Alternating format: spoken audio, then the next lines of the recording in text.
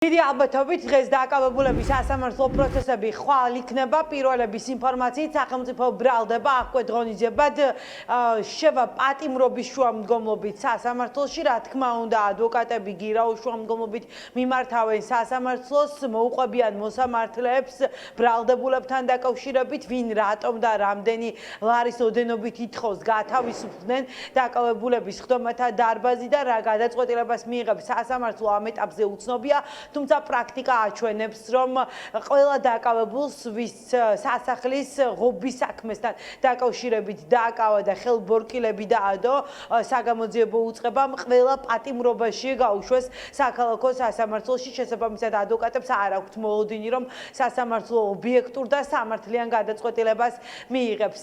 დღეს 16 ადამიანს დაადეს ხელბორკილები, ეს სულ ცოტა ხნის წინ გავიგეთ ძალოვანი უწყების თანამშრომლების მიერ ჩატარებული სპეცოპერაცია და მედიას 10 ადამიანი ყავს უკვე იდენტიფიცირებული, მათ შორის არიან ისეთებიც, რომლებიც ტყუილში ამხელენ ირაკლი კობახიძეს, რომელიც დღეს ამტკიცებდა, რომ ბავშვებს არავინ არ დამუქრებია ოზურგეთში ჩატარებული სპეცოპერაციის დროს. რას ამბობს დაკავებული, როგორ იხსენებს მისი აყვანის დეტალებს, ამას ახლა ადვოკატი მოუყვება ჩვენს მაყურებლებს.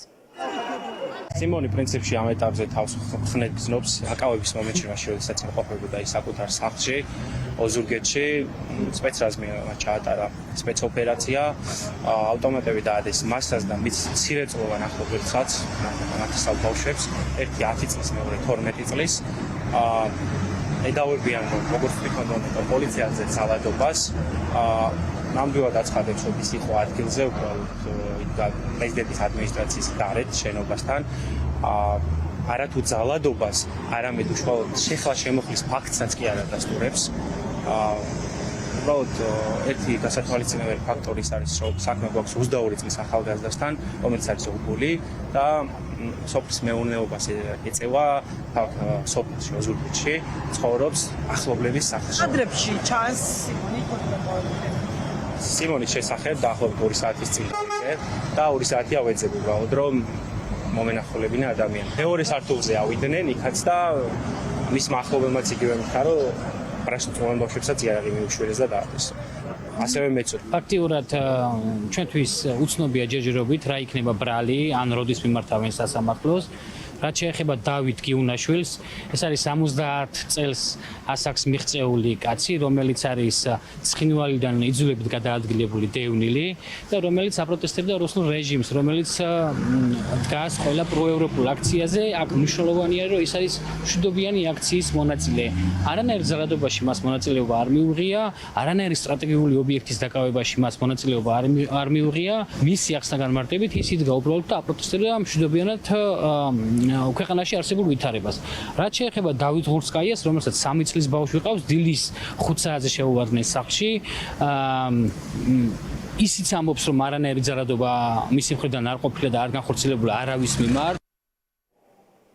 არაპროპორციული ძალის გამოყენებით დაკავებულები ზაესისა და დიღმის წინასწარი მოთავსების იზოლატორებში ელოდებიან ახლა ბრალის ოფიციალურად წარდგენას. ადვოკატები აცხადებენ, რომ მათ აქვთ ინფორმაცია, რომ დღეს გეგმავენ პროკურატურის წარმომადგენლები ბრალის წარდგენას დაკავებულებისთვის, რის შემდეგაც 24 საათის მანძილზე უნდა ჩაინიშნოს სასამართლო პროცესი. სასახლის ღობის საქმეზე 62 ადამიანი არის სისხლის სამართლის პასუხისგებაში მიცემული, 60 ჩვენს ქვეყანაში იმყოფება და ისინი ყველანი დაკავებული სტატუსს ატარებენ. ორთან დაკავშირებით დაუსწრებლად დაიწყო დევნა სისხლის სამართლის ძალოვანმა უწყებამ. ერთ-ერთი არის ირაკლი შაიშმელაშვილი, გედედეს ყოფილი მაღალჩინოსანი.